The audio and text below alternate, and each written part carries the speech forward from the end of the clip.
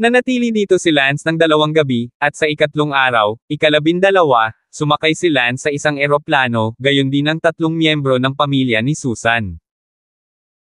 Ang 3 miyembro ng pamilya ni Susan ay ganap na nakita na ang paglalakbay ni Lance, ang pakikitungo sa hari ng imperyo, o ang pinakamalakas na tao ng imperyo, kaya't hindi kami sa parehong antas, kahit na si Susan, na hindi kailanman nagkaroon ng anumang kaalaman sa sarili. Unti-unting hindi nang ahas na magkaroon ng anumang ilusyon tungkol kay Lance. Pagkatapos ng ilang araw pang paglipad, sa wakas, nakarating na kami sa colored glazed country. Ang lugar kung saan lumapag ang eroplano ay ang kabisera ng Lunaris Kingdom, Wando City.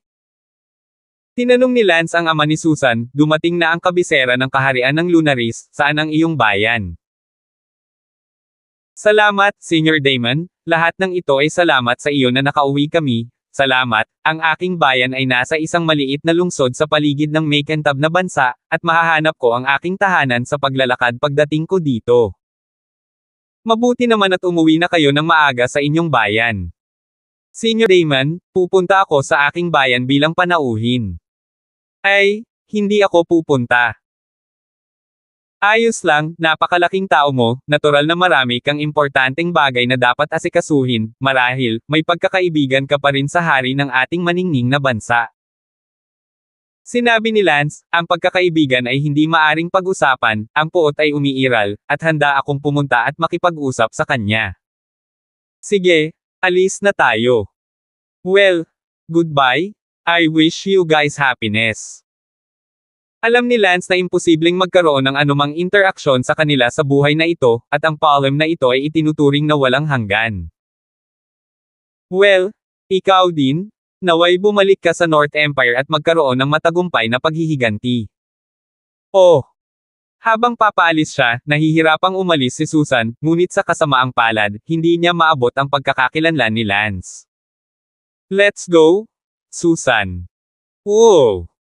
Ang mga magulang ni Susan Constantine, hinihila ang kanilang pagkakadikit kay Susan Constantine. Bumantong hininga si Lance at lumipad, dumiretso sa palasyo ng Makentab na bansa. Si Lance ay nakatayo sa pasukan ng pangunahing bulwagan ng palasyo. 2.5 taon na ang nakalilipas, pagkatapos lamang ng bagong taon, nagpalipad si Lance ng isang lumilipad na barko sa palasyong ito at pinatay ang isang prinsipe na nagngangalang Weiyan, at pagkatapos ay dinala rin si Cherry Socorro. Sa kasamaang palad, namatay si Cherry Socorro para iligtas ang lahat. Dumating si Lance sa glazed na palasyo ngayon, at hindi niya alam kung ano ang gusto niyang gawin. Sa sandaling ito, isang malakas na lalaki ang sumugod palabas ng palasyo. Ito ay ang hari ng Lunaris. Nakilala kaagad ng Lucid King si Lance. Ikaw pala. Nanginginig ang katawan ng Glazed King, nakaramdam ng sobrang lakas at pagbabante mula sa katawan ni Lance, na parang maaaring patayin siya ni Lance sa isang kisap mata. Haring Lunaris, matagal nang hindi nagkikita. Lance, anong ginagawa mo dito sa lugar ko? Sabi ni Haring Lunaris na nakagat, tiyak na wala siyang magandang pakiramdam kay Lance. Gayunpaman, noong siya ay nasa sikat na Swordvilla, nasaksihan niya ang pagtalo ni Lance sa Speechless, at sa oras na iyon, ang Lucid King ay labis na nagseselos kay Lance, bagamat noong panahong iyon, naisip niyang mayroon pa siyang lakas para patayin si Lance. Hahaha. Lance, hindi ka ba patay? Aling mata ang nakita mong namatay ako? Iyan ang sinasabi ng lahat. Sampal. Sa sumunod na segundo, ang Makentab na hari ay biglang sinampal sa lupa sa pamamagitan ng isang anino ng isang sampal, na lumilitaw na lubhang kahabag-habag, isang mahusay na pananamit na hari, kaya natama ng isang sampal, lubhang hindi naaayon sa kanyang marangal na katayuan. Ikaw. Dumudugo ang bibig ng nanlilisik na hari. Galit siyang tumingin kay Lance. Lumapit si Lance sa kanya, tinapakan ang kanyang ulo, pinadyak ang kanyang ulo sa lupa at sinabing, Hari Lunaris, kailangan mong tandaan ang iyong sitwasyon at pagkakakilanlan ngayon.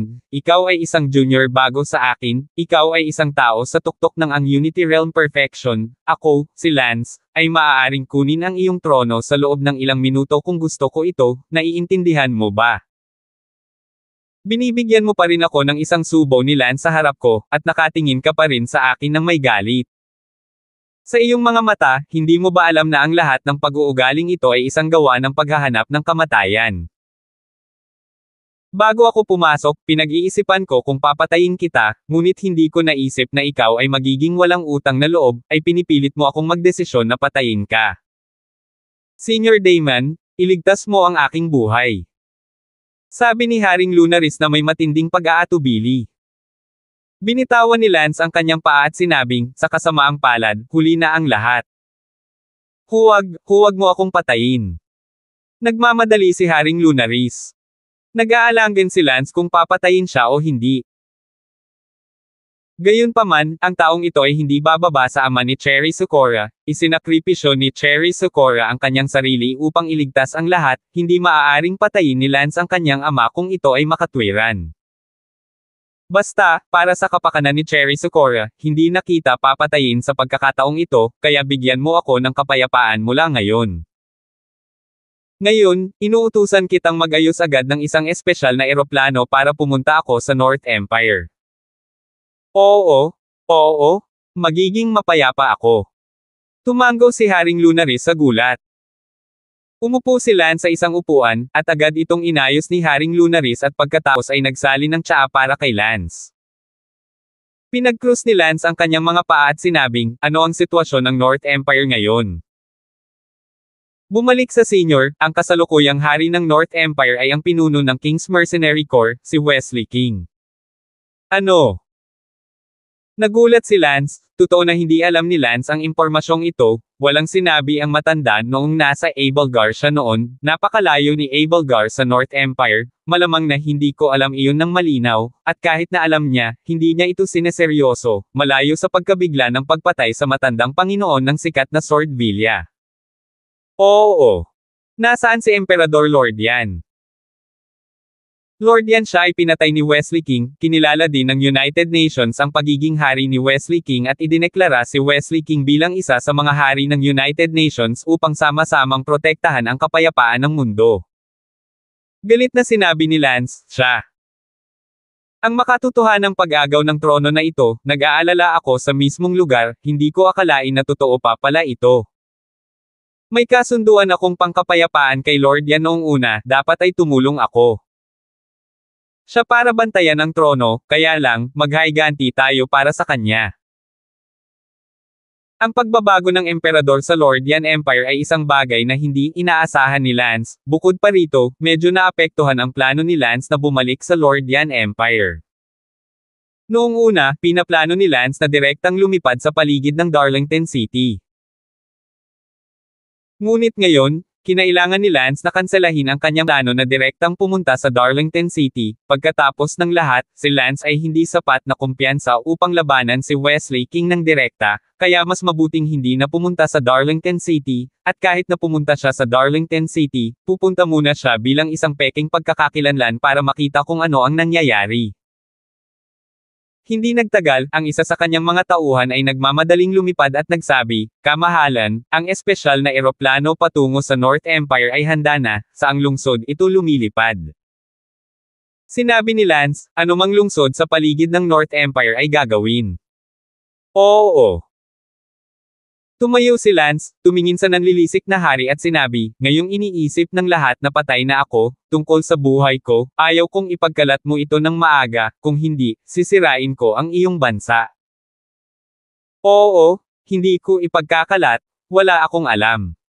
Bigyan mo ako ng maskara ng balat ng tao. Oo. Sumakay si Lance sa isang eroplano patungo sa North Empire. Sa paglalakbay na ito, dumiretso si Lance sa Darlington City, ngunit, hindi sa kanyang totoong mukha, pupunta si Lance sa Darlington City upang tuklasin muna ang sitwasyon at papatayin ang ilan sa mga kapatid ni Wesley King. 972. Pagkarating ng eroplano sa isang lungsod sa paligid ng Darlington City, bumaba si Lance sa eroplano at direktang kumuha ng sports car at dumiretso sa highway patungong Darlington City, kung saan nakaparada ang sports car sa pasukan ng Darlington City, at pagkatapos ay pumasok sa paa. Matapos makapasok sa Darlington City, lumakad si Lance sa mga kalye ng Darlington City, pinanatili ni Lance ang kanyang sariling momentum sa loob, at walang nakapansin sa kanyang paglalakad sa mga lansangan. Si Lance ang unang nakarating sa silid na dati niyang tinitirhan, ang silid na dati niyang tinitirhan ay hindi na okupado, ngunit ang mansyon na tinitirhan noon ni Harem ay inookupahan ng hindi kilalang tao.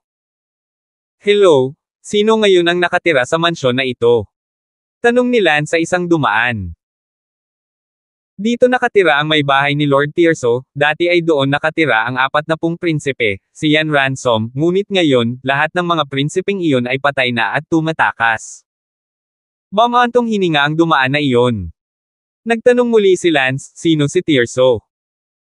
Hindi pa nga malinaw galing ka sa labas ng bayan tama, ang kasalukuyang Sovereign King, may 16 na kapatid, isa na si Tirso, ang nakatira sa mansyon na ito ay isa sa mga mistress ni Tirso. Oh! Sa tingin ko mas mabuting lumayo ka rito, kung sakaling hayaan mo si Tirso na isipin na tinatamaan mo ang kanyang may bahay, matatapos ka, si Tirso ay hindi ka pani-pani walang makapangyarihan, narinig ko na naabot niya ang Unity Realm Great Perfection. Ngayon, ang 16 na kapatid ng santo, 8 sa kanila ay mahusay na perpekto, mayroong 10, ngunit sa kasamaang palad ang taong iyon ay pinatay ni Lance 2. Si Tirso ay isa lamang sa 8 natitirang Great Perfection na kapatid. Oh, salamat, naiintindihan ko. Sa isang lihim na kapangyarihan sa kanyang mga kamay, ang unang taong papatayin ni Lance ay si Tirso. Sa sandaling ito, lumabas ang isang payat at mukhang peach na babae mula sa tarangkahan ng tirahan, at nang makita ng babae si Lance at ang dumadaan, sumigaw siya, para saan ka nakatayo sa harap ng aking tirahan? Maniwala ka man o hindi. Hayaan mong patayin ka ni Tirso, lumabas ka, mabahong pulubi. Tumakbo ang dumaan na iyon sa gulat, si Lance ay hindi nag-abala sa kanya bilang isang babae at tumakas kasama siya. Pagkatapos maglakad ng ilang daang metro, ang dumaan na katatapos lang magkaroon ng palpitation ay nagsabi, natatakot ako, ang may bahay ni Tirso ay tinatawag na Nora, ngunit sikat siya sa kanyang pagmamataas. Nora ang pangalan niya. Oo, dati ay asawa ng ilang bituin, pagkatapos ay niloko siya at pinagtaksilan, pagkatapos ay diborsyado, at pagkatapos ay kahit papaano ay naging may bahay ni Tirso. Isang ordinaryong tao, kung hindi siya naging may bahay ni Takolay, paano siya magkakaroon ng mga kwalifikasyon upang makapasok sa Darlington City? Nako, salamat sa pagsasabi mo sa akin. Bahala ka, alis muna ako. Nilaibot muli ni Lance ang Darlington City, ito ay karaniwang katulad ng dati, maliban sa hindi na niya makita ang dating prinsipe at prinsesa. Sa gabi, si Lance ay nagtago sa paligid ng bahay ni Tirso, ngayong gabi, kung si Tirso ay dumating dito ginang, tatapusin ni Lance ang buhay ng kanyang aso, ito ay itinuturing na unang kapatid ni Lance na pumatay kay Wesley King. 16 sa kabuuan, pinatay ng isa. Bandang 9:00 ng gabing iyon, nakita ni Lance ang isang lalaki, lumilipad mula sa direksyon ng palasyo. Agad na nakilala ni Lance ang lalaking ito, nang nakita niya ang mukha ng lalaking ito noong nasa Forest of 10,000 Beasts siya, ay si Tirso. Gagawa na sana si Lance nang biglang, isang anino sa di kalayuan ang umakyat upang patayin si Tirso. Sino? Sigaw ni Tirso at umakyat sa anino na iyon upang salubungin siya. Natigilan si Lance, at ang taong gustong pumatay kay Tirso ay hindi lamang si Lance, kundi isang lalaking nakaitim. Dahil gumawa ng unang hakbang ang lalaking iyon na nakasuot ng itim, tumigil muna si Lance. Gumamit ng malambot na espada ang lalaking nakasuot ng itim, at ang malambot niyang espada ay parang letigo, napakabilis at mabangis. Swoosh swoosh. Sa isang kisap mata, siya. Ang malambot na espada ay nakapagsigawan na ng higit sa 12 paghampas. Hindi napigilan ni Lance na purihin ito, napakalakas ng malambot na espada, napakabilis na magsagawa ng 12 galaw sa isang kisap mata. Gayunpaman, ang Tirso na iyon ay hindi isang vegetarian, ang Tirso na iyon, ngunit siya ay nasa ikalawang antas ng Unity Realm Great Perfection, ang kanyang katawan ay napakalaki, ang kanyang taas ay tinatayang 2 metro, ang kanyang buong katawan ay tila napakatigas. Kasing tigas ng malaking bato ang hampas ng palad niya, at saglit, pantay na naglaban ang dalawa.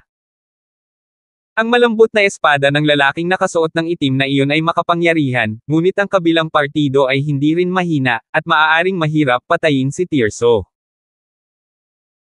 Ang lalaking nakaitim na nakadamit ay nasa ikalawang antas din ng Unity Realm Great Perfection, at sa dalawang tao sa parehong kaharian, walang sino man ang maaaring magsamantala. Sa huli, pagkatapos ng hindi kilalang bilang ng mga round ng labanan, tila nakita ng lalaking nakaitim na hindi niya kayang patayin ang kabilang partido at gusto nang umatras. Gayunpaman, sa sandaling aalis na ang lalaking nakaitim na nakadamit, siya ay walang ingat na nahuli ng todo handang labanan na si Tirso, na nakahanap ng pagkakataon na sampilan ang lalaking nakaitim sa balikat. Crack! Nabali ang balikat ng lalaking nakasuot ng itim at mahinang bumagsak ang braso nito. Nasaan ang anak ng isang asong babae na nang-ahas na pumatay sa akin? Galit na galit si Tirso, at ang lalaking nakaitim na nakadamit ay hindi nakatakas mula sa kanya matapos siyang sampelan. Desperado ang tingin ng lalaking nakaitim na iyon. Sa sandaling iyon, lumitaw si Lance. Hindi sinusubukan ni Lance na iligtas ang lalaking nakaitim na iyon, ngunit lahat kami ay may iisang layunin at itinuring na pansamantalang kaibigan. Aakyat na sana si Tirso na iyon at papatayin ang lalaking nakaitim ng may boses sa likuran niya, "Hoy, andyan pa ako." Biglang lumingon si Tirso at nakita ang isang kabataang nakatayo sa rooftop, nakahubad din ang kabataang ito, ngunit hindi pa niya nakita ang taong ito. "Sino ka?" "Nandito ako para kunin ang buhay mo. Partners in crime kayo." "Hindi.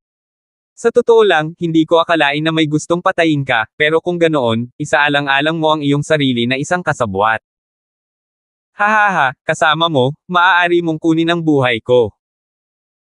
Nakita ni Tirso na si Lance ay isang unang antas pa lamang ng Unity Realm Great Perfection, at nakakahiya, ang pagkakaiba ng lakas sa pagitan ng unang antas ng Great Perfection at ng pangalawa. Napakahusay ng antas. Ganun ba? Kung gayon, hayaan ang mga katotohanan na magsalita para sa kanilang sarili. Biglang naglabas si Lance ng kutsilyo sa kusina. Oo, ninakaw ito ni Lance mula sa kusina ng hotel.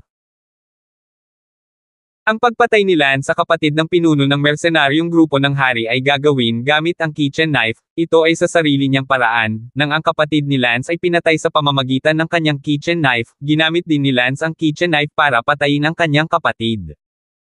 Cleaver. Nanlamig ang tingin ni Tirso. Oo, Chopper, nakatulad ng sandata ng kapitan mo. Who the hell are you? Galit na tanong ni Tirso. Hahaha, fine, you're dying anyway. Wala namang masama kung sabihin ko sayo, makinig ka, ako si Lance. Hindi naman, namatay ang basurang iyon 2 taon na ang nakakaraan. Ganun ba? Inilabas ni Lance ang kanyang maskara sa balat ng tao. Nanginginig ang katawan ni Tirso. At sa sandaling ito, ang nasugatan na lalaking nakasuot ng itim ay nagulat din na si Lance ay talagang hindi patay. Bumantong hininga ang bibig ni Lance. Tirso, pumunta ka sa impyerno at makipagkitang muli sa 2 kapatid mong iyon sa ilalim ng lupa. Pagkatapos sabihin iyon, lumipad si Lance na may dalang kutsilyo. Nanginginig ang tingin ni Tirso, ang pamamaraan ni Lance ay lubos na katulad ng heaven-breaking knife ng kanilang punong guro, at ang layunin ng pagpatay sa talim ay tila hindi makagalaw. 973. Gayunpaman, si Tirso, na hindi bababa sa isang kaharian na mas mataas kaysa kay Lance, ay sumugod mula sa bubong patungo sa lupa at inihagis ang babae sa lupa upang harangan ang kutsilyo. Wow! Ang kawawang babaeng iyon sa lupa ay sinaksak ng kutsilyo sa kusina ni Lance sa puso. Ang isa na dinala ni Tirso upang harangin ang kutsilyo ay ang kanyang may bahay na si Nora. Nasa bingit na ng kamatayan si Nora nang magtanong siya, ikaw, hindi mo ba ako pinakamamahal? Ang mga mata ni Tirso ay alerto habang nakatingin kay Lance, at ang kanyang bibig ay umungol, asawa, mahal kita kapatid. Isang salita lang ang sinabi ni Nora at namatay. Lumipad si Lance at sinabing, hindi ka makakatakas. Lance, imposible kung paano mo malalaman ang swordsman ng ating kapitan, sabi ni Tirso.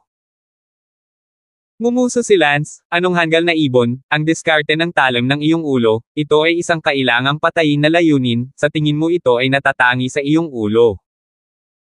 Hahaha, bakit ang dami mong kausap, isang pula ka sa balon, sayang ang oras, mamatay ka. Sa pagkakataong ito, buong lakas na naglaslas si Lance, dahil 2 kutsilyo lang ang dala niya, at kung hindi niya ito papatayin muli, walang mga kutsilyo sa kusina. Gusto pa rin kunin ni Tirso ang katawan ng kanyang ginang upang harangin ito, ngunit nakalkulan na ni Lance na ang chopper ay umiikot at laslas mula sa likuran. Swoosh! Hinati ng chopper ang Tirso sa isang beses. Huminga ng malalim si Lance, sa wakas ay napatay na ang Tirso na ito. Ang unang chop ay nailagan lang niya gamit ang kanyang human shield, si Lance ay kailangang bomb-ontong hininga, ang kanyang layunin sa pagpatay ay naintindihan lamang ng kaunti ang threshold, marahil hindi kasing dami ng ulo. Ng mercenaryong grupo ng hari, naintindihan ni Wesley King. Sa sandaling ito, ang lalaking nakaitim na nakadamit ay sumugod. Lance, mahusay, hindi ka patay? Sinabi ko sa iyo na napakahusay mo, paano ka madaling mamatay? Alam ni Lance kung sino yun sa tunog ng boses at sinabing, akala ko rin ay patay ka na, ngunit hindi ko inaasahan na hindi ka rin patay, Emperor Lord yan. Naku, huwag mong sabihin, muntik na akong mamatay, buti na lang naghanda ako ng double kanina kung sakali, kung hindi, hinding-hindi ako makakatakas sa pagkamatay ng namatay. Sabi ni Emperor Lord yan. Ngayon hindi na siya matatawag na emperador, para na siyang nawawalang aso. Sinabi ni Lance, Tara na, hindi ipinapayong manatili dito ng matagal, baka malaman ng pinuno ng mercenaryong grupo ng hari, ayaw ko pa siyang kalabanan, at hindi pa ako sapat na kumpiyansa. Good, saan ka nakatira? First day ko pabalik sa Lookout City at walang lugar. Tapos pumunta ka sa tinutuluyan ko, I have a very private place. Saan? Hehe, samahan mo na lang ako. Isinuot ni Lance ang kanyang maskara sa balat ng tao at lumipad palayo kasama si Lord Yan, tahimik, at sa wakas ay nakarating sa isang sulok ng Royal Cemetery ng Darlington City. Inilipat ni Lord Yan ang stone tablet ng isa sa mga libingan, at isang underground passage ang lumitaw sa harap niya. Ito ay talagang isang peking nicho. Haha, hindi mo akalain? Emperor ako dito sa loob ng maraming taon, paanong hindi ako magiging handa dito, pumasok ka na dali. Matapos makapasok sa peking libingan, isang mekanismo sa loob, biglang isinara ang lapida, at sinindihan ni Lord Yan ang oil lamp sa loob. Sa ilalim ng libingan ay may 3 silid, 2 silid na maliit. Ang sala, na itinayo rin ng medyo marangya, ay may 2 metrong haba at malawak na transparent na bato sa tuktok ng kisame, kaya kitang-kita mo ang mga bituin sa kalangitan. Kuya Lance, hindi na kailangang maging magalang, mangyaring maupo, ligtas ang lugar na ito, kahit na ituloy tayo ni Wesley King dito, hindi niya tayo mahahanap. Tanong ni Lance, isang transparent na bato sa ibabaw ng iyong kisame, hindi ka ba natatakot na ang mga tao ay tumingin sa ibaba mula sa itaas? Haha, hindi mo alam yan, itong transparent na bato, extraterrestrial meteorite yan, makikita mo sa loob hanggang sa labas, pero hindi mo makikita sa labas, ordinaryong bato lang sa labas. Oh, matandang bata ka, ang galing mo. Kuya Lance, natutuwa akong hindi ka patay, kung hindi ako pumunta para patayin si Tirso ngayong gabi, natatakot ako na hindi kita makikilala. Sabi ni Lord Yan. Nagtanong si Lance, paano mo nagawang patayin si Tirso? Galit na bamantong hininga si Lord Yan, na kinuha ni Wesley King ang trono ko, syempre hindi ako magiging masaya, kahit hindi ko na ito bawiin, kailangan ko pa ring patayin ang ilan sa kanyang mga kapatid. Paano ka? Bakit malakas ka na ba ngayon? Sinabi ni Lance, namatay ang ilan sa aking mga mercenaryong kapatid sa kamay ni Wesley King, kaya papatayin ko ang lahat ng kanyang mga kapatid, at sa huli, papatayin ko siya. Ah, Kuya Lance, sinasabi mo na mayroon kang lakas para talunin si Wesley King. Bakit hindi? Pero wala akong sapat na kumpiyansa ngayon, mas mataas ang kanyang kaharian kaysa sa akin, mataas ang posibilidad na mabaigo ako, kaya ayoko pang makipagsapalaran. Tumango si Lord Yan, sa katunayan, natalo na niya ang matandang master ng famous Swordvilla. Ang matandang master na iyon ay isa sa 30 pick sa mundo, bagamat siya ang pinakamahinang pick, siya ay napakalakas na. Sa unang antas lamang ng Unity Realm Great Perfection, at kung padalos-dalos kang pumunta sa Wesley King, kung hindi ka magtatagumpay, mamamatay ka. Ngayong gabi, halimbawa, ako ay halos kapareho ng lakas ni Tirso, ngunit malapit na akong patayin niya kaya lang naisipan kong umatras, buti na lang nagpakita ka, salamat sa pagligtas mo sa akin. Sinabi ni Lance, dapat kang magpasalamat dahil hindi mo ako sinakal noon. Mukhang napahiya si Lord Yan, ito, talagang napaka-insensitive ko noon, huwag na nating pag-usapan ang nakaraan, hindi ba't pinili kong makipagpayapaan mamaya? Sige. Medyo naguguluhan pa rin si Lance tungkol sa nangyari noon, kaya wala siyang magandang nararamdaman kay Lord Yan, kahit nakalaunan ay pinili niyang makipagpayapaan at makipag-usap, kaagad na tumalikod mula sa bangin. Kuya Lance, dapat maintindihan mo rin kung ikaw ay isang taong may ambisyon, kung gayon ang Wesley King sa ngayon ay ang hinaharap mo, kung alam kong si Wesley King ang kukunin ang posisyon ko ngayon, sira ko sana siya noong una kung gayon hindi ako magiging sobrang miserable ngayon, ang aking maharlikang pamilya ay namamatay at tumatakas, na nawasak sa isang iglap. Kung ikaw ang nasa posisyon ko, pinugutan mo rin si Wesley King. Sabi ko okay? Stop saying these meaningless words, kung gusto pa talaga kitang guluhin tungkol sa nangyari noon, pinatay na sana kita ng isang stroke ngayon sa pagitan natin, we have a common enemy and are considered allies, tama ba? Oo. Salamat sa kagandahang loob ng iyong pinsan, huwag kang mag-alala, kung papatayin mo si Wesley King, ako ang unang yayakap sa iyo bilang hari. Ngumiti si Lance, yinakap mo ako bilang hari. Ano ang tungkol sa iyo? Naku, lumipas na ang panahon ko, hindi mo ba ako hahayaan na maging hari, wala na akong ibang hinihingi, gusto ko lang maghiganti, at pagkatapos, I enjoy ang aking pagtanda, habang nasa aking sa katandaan, sa wakas ay mag-sprint ako ng kaunti upang makita kung maaari ko itong dalhin sa susunod na antas at maabot ang ikatlong antas ng Unity Realm Great Perfection, ngunit sigurado akong hindi ito posible. Sige, pupunta ako sa paglilinang. Tumayo si Lance, pumasok sa isa sa mga silid, at dumiretso upang ipikit ang kanyang mga mata at mag-cultivate. 974. Bumantong hininga si Lord Yan at sinabing, naabot mo na ang Unity Realm Great Perfection, at mahirap nang magpatuloy pa. Sa sandaling ito, sa bahay ni Tirso, tiningnan ni Wesley King ang bangkay na nahati sa kalahati sa lupa, ang kanyang mukha ay sobrang baluktot at hindi magandang tingnan. Kuya, nahati sa dalawa si Tirso ng kutsilyo sa kusina, bakit parang ang sama ng teknik mo? Madilim ang mukha ni Wesley King, ngunit hindi siya nagsalita, mas tahimik siya, mas galit ang nararamdaman niya sa loob. Kuya, si Lance kaya ang pumatay kay Tirso. Si Lance ay bumalik para sa paghihiganti, at iyon ang dahilan kung bakit siya gumamit ng kutsilyo sa kusina para hatiin si Tirso sa kalahati, bilang isang demonstrasyon laban sa iyo. Pero, hindi ba patay na si Lance? Kahit hindi siya namatay, sa loob lang ng 2 taon, hindi siya magiging ganoon kalakas at itong talam, heaven-breaking blade ni Kuya, paano na lang si Lance? Kuya Tirso? Namatay kang malungkot? Huwag kang mag-alala, tiyak na ipaghihiganti ni Kuya ang iyong kamatayan. Malungkot na sigaw ng isa pang lalaki. Ang pinuno ng mercenaryong grupo ng hari ay labis ding naghinala na si Lance ang bumalik para sa paghihiganti. Lance, may lakas kang loob na lumapit sa akin sa bukas, huwag mong patayin ang kapatid ko sa dilim. Ikinuyom ni Wesley King ang kanyang mga kamao at walang pakialam na sinabi, ang kanyang mga mata ay nakakatakot na nakatingin sa chopper doon. Nang makita ni Wesley King ang side chopper na iyon, naramdaman niya ang kanyang puso, ibig sabihin, naiintindihan din ba ni Lance ang pakiramdam ng tiyak na kamatayan? Bagamat hindi alam ni Wesley King ang ideya ng tiyak na kamatayan, nararamdaman niya ito, ngunit marahil ay napagtanto din ni Lance na ito ay isang pagpapakita sa kanya. Sabihin sa kanila na magpatuloy at maghanap sa buong lungsod, at siguraduhing mahanap si Lance. Oo. Kinabukasan, binuksan ni Lance ang kanyang mga mata at lumabas ng silid. Gising ka na pala. Tanong ni Lord Yan. Oo.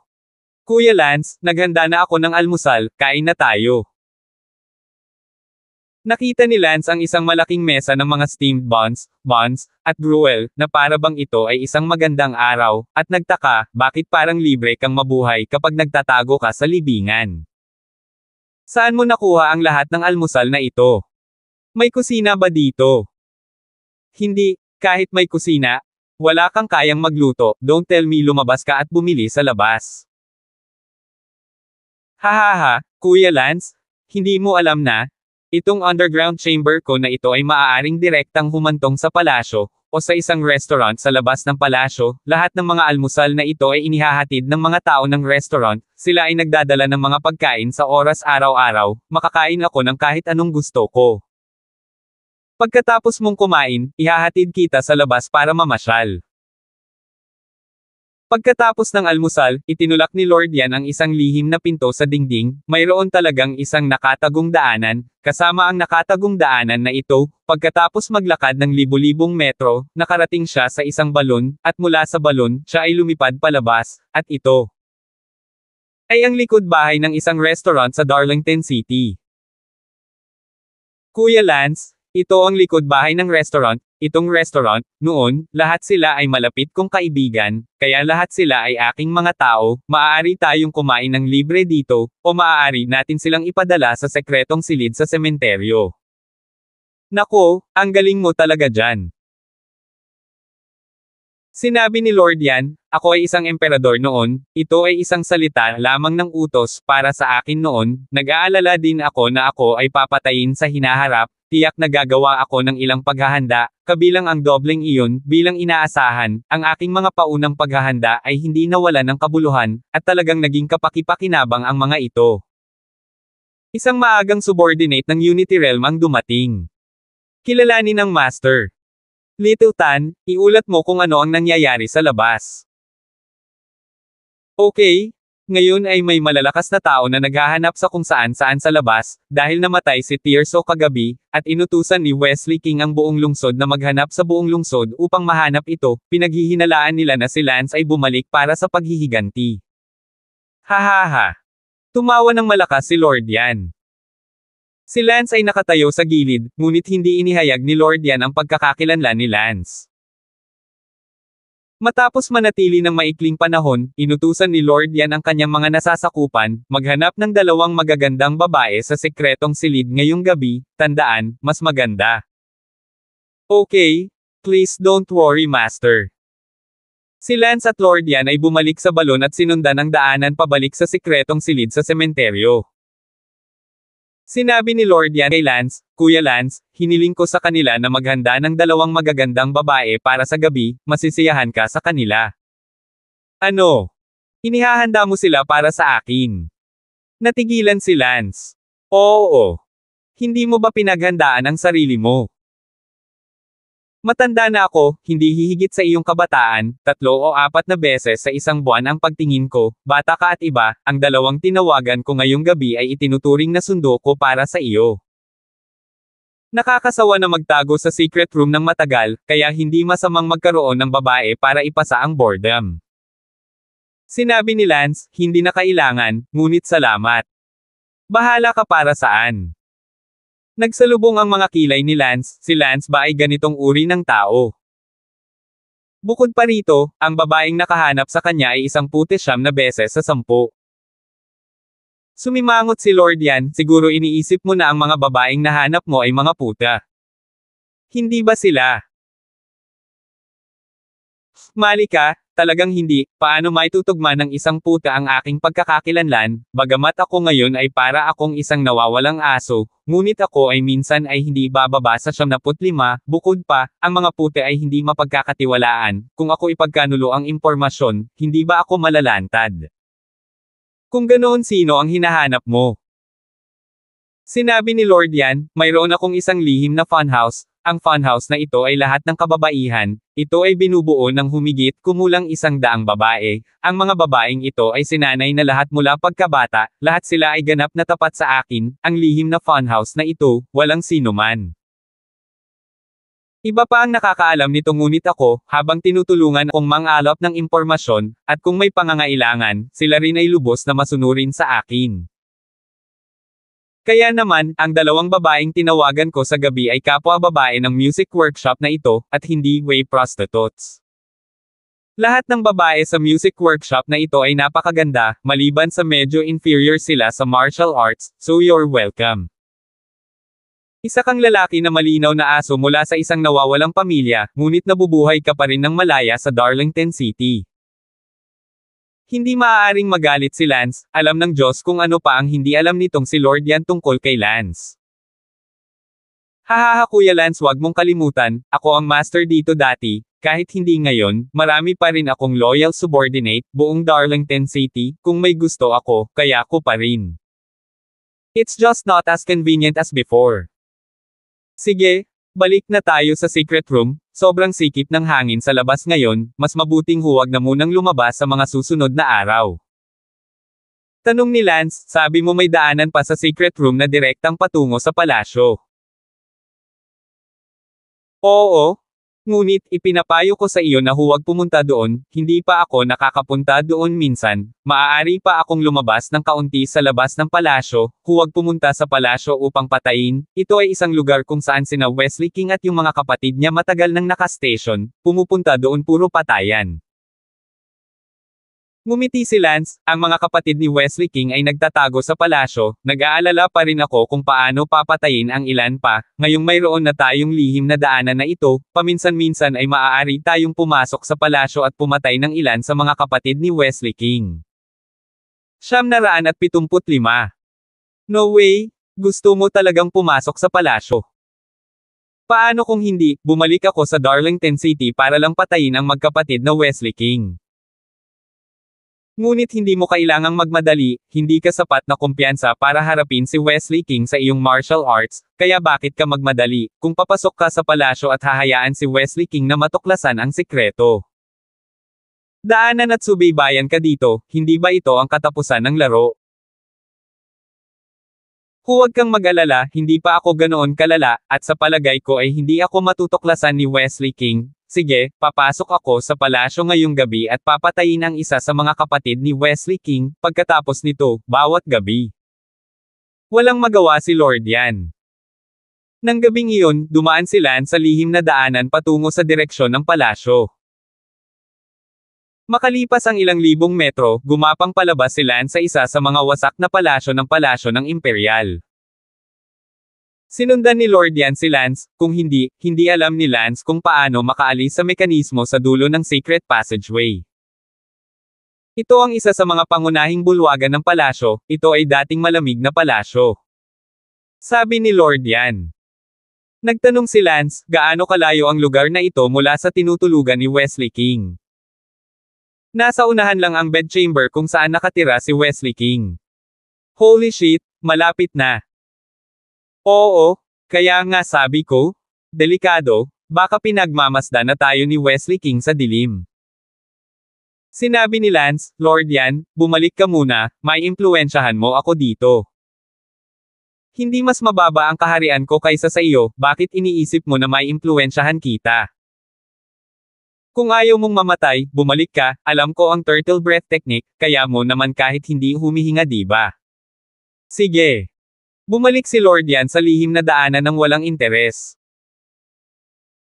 Kaagad na inilapat ni Lance ang turtle breath technique, na ginawa ang kanyang sarili na ganap na humihingal, kahit isang tibok ng puso ay wala, o isang napakahinang presensya, kung mayroon man, matuklasan lamang ni Wesley King si Lance sa pamamagitan ng kanyang mga mata. Nang lumabas si Lance sa pangunahing bulwagan, may ilang katulong na nagpapatrolya sa gabi sa harap niya, nakaupo sa isang pavilion at natutulog. Umakyat si Lance at agad na nakita ang isa sa kanila, pagkatapos ay kinaladkad sila sa gilid upang magsagawa ng nakakatuwang pamamaraan. Sabihin, saan nakatira ang kapatid ni Wesley King? Maraming kapatid ang Espiritu Santo, alin ang tinatanong mo? Alin man ang pinakamalapit sa akin? May evergreen garden sa kaliwa, kung saan nakatira ang tatlong prinsipe, lahat ng tatlo ay magkakapatid ng kanyang kamahalan. Pinangalanan silang Liam, Gaston, at Jedav. Napakabuti. Tinapos ni Lance ang kanyang pagkakabighani at ang katulong na iyon ay nagpatuloy sa pag-idlip. Dumating si Lance sa Evergreen Garden. Gabi na ngayon, at bukod sa night patrol, hilik lang ang naroon. Tahimik na pumasok si Lance sa Evergreen Garden. Mayroon talagang tatlong malalakas na tao na nakatira sa kaliwa at kanang likurang direksyon ng Evergreen Garden, ngunit silang tatlo ay nasa antas ng Unity Realm Perfection. Ito ang pinakamaganda, ang mga nasa Unity Realm Perfection level, maaaring patayin sila ni Lance sa isang kisap mata, habang kung sila ay nasa Unity Realm Perfection level, si Lance ay kailangang mag-aksaya ng kaunting pagsisikap, marahil ay inaalerto si Wesley King. Dumating si Lance sa pintuan ng isa sa kanila at pumasok. Sino ka? Nagising ang lalaki. Shoo!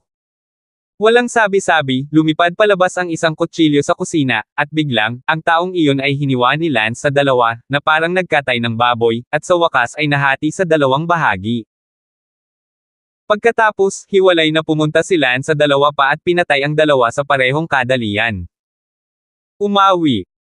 Si Lance ay hindi sakam, pinatay ang mga kapatid ni Wesley King, isa-isa, hindi nang sabay-sabay.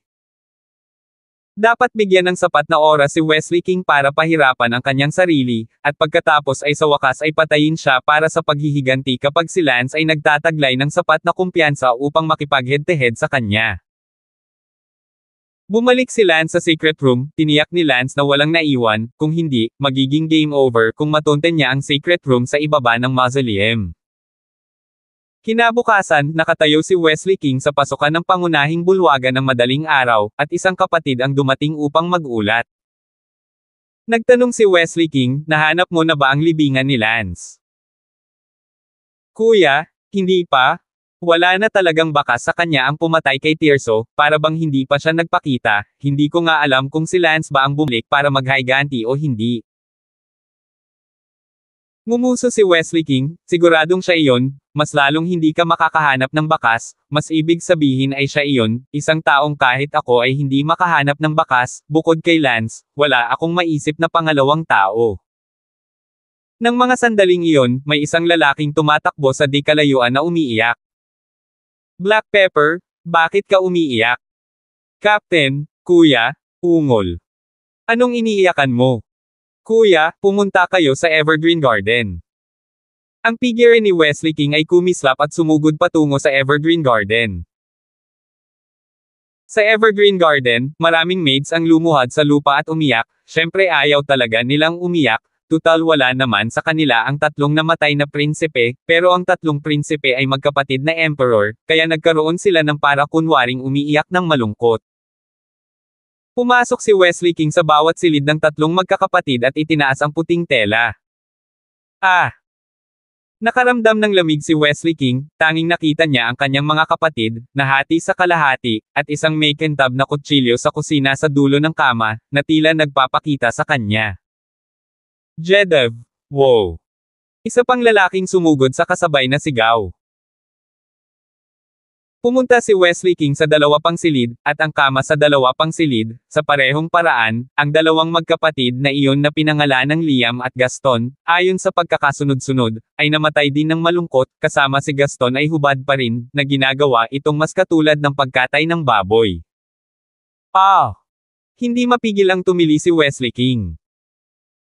Lance, alam kong ikaw iyon. Lumabas ka, magkaroon ng lakas ng loob na makipagkasundo sa akin ng harapan, huwag maging kapatid ko sa dilim.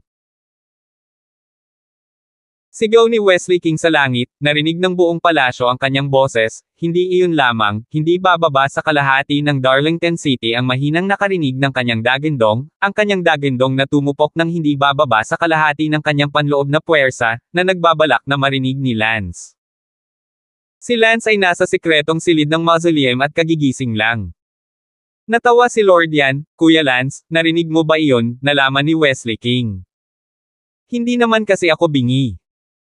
Kuya Lance, sinabi sa iyo ni Wesley King na makipag-ayos sa kanya ng harapan, ano sa palagay mo?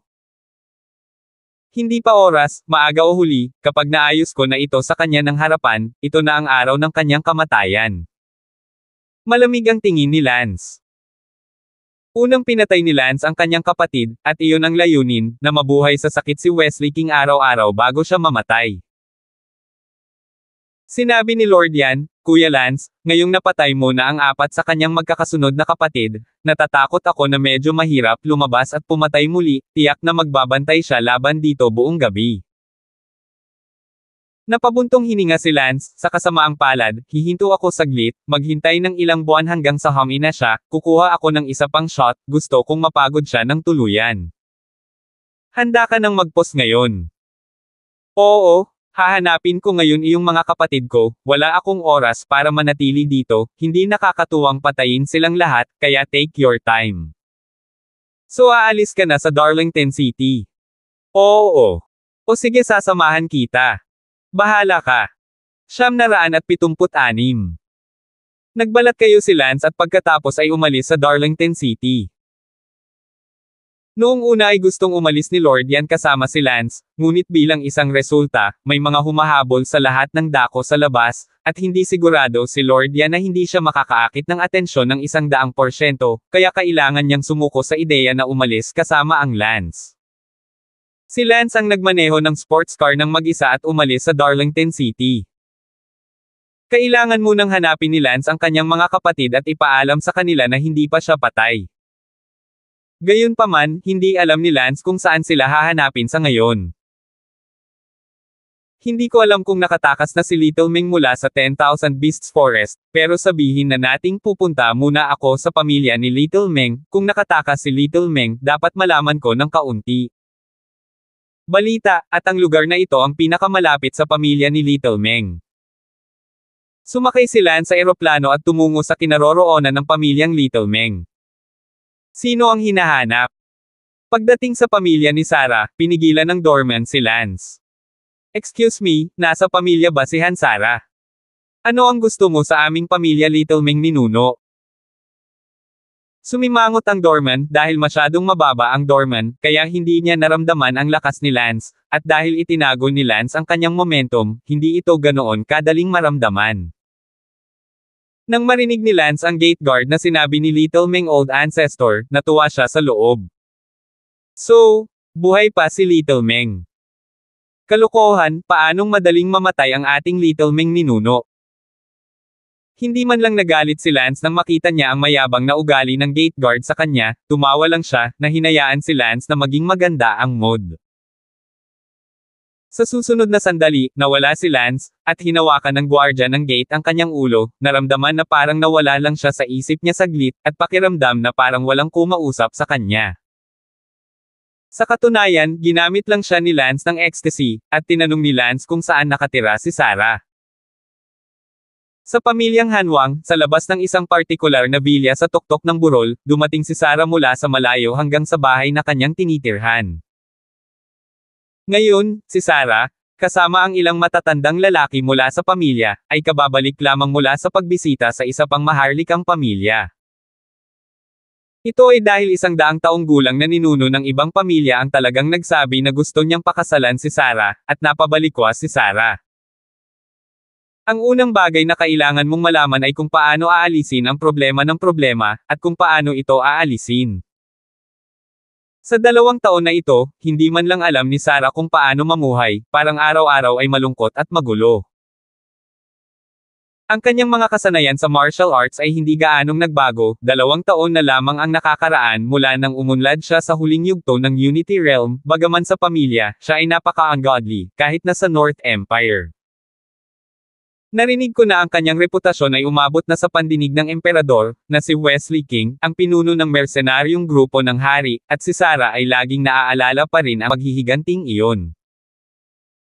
Alam kung ano ang gagawin, bago siya at ang emperador, nagkaroon ng isang napakalaking pagkakaiba sa lakas. Kung hindi siya pumunta upang makita siya ay natatakot na ang kanyang pamilya ay magdudulot ng gulo. Ngayon, kapag siya ay bumisita sa iba royal family, may plano siyang magplano ng maaga. Medyo mabigat ang mga yapot ni Sarah habang papalapit sa kanyang tahanan, itong napakalaking bilya sa tuktok ng bundok, siya lang ang nakatira doon. Sa sandaling ito, sa sala ng bilya na ito, nakaupo doon si Lance. Hindi ito naramdaman ni Sarah, humakbang papunta sa sala, at nakita niya ang isang kakaibang lalaki na nakaupo doon. Ano ka ba? Nagsalubong ang kilay ni Sarah. Tumangala si Lance kay Sarah at bahagyang ngumiti, mahigit 2 taon na ang nakalipas, malaki ang ipinagbago ni Sarah, 2 taon na ang nakakaraan, si Sarah ay mas bata pa rin, ngunit ngayon, mas mature na, mas pambabae din ang figure. Mas sexy, hindi na parang batang babae, maliban sa medyo baby-faced niyang mukha. Mga salita, galit, bibigyan kita ng huling pagkakataon upang makita kung sino ito. Inalis ni Lance Damon ang maskara sa kanyang mukha at sinabing, ako ito. Ah! Natulala si Sarah, nakatingin kay Lance na hindi makapaniwala, at biglang tumulo ang luha sa kanyang mga mata. Kuya Lance, ikaw? Ikaw? Ikaw ba talaga? Inabot ni Lance ang kanyang kamay upang hawakan ang mga luha ni Sarah at ngumiti, syempre ako ito. Kuya Lance, that's great, wow.